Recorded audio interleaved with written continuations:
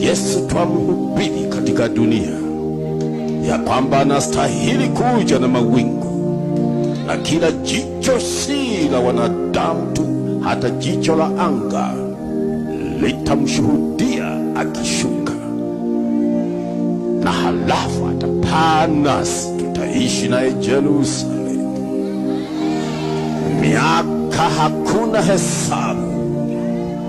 Saa hii utaanza kujuta, kwa nini nilipokuwa duniani nilifanya hivi?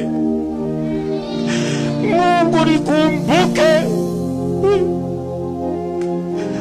Wakati huo hakuna tena msamaha, wala hutarudishiwa ulichokiangusha,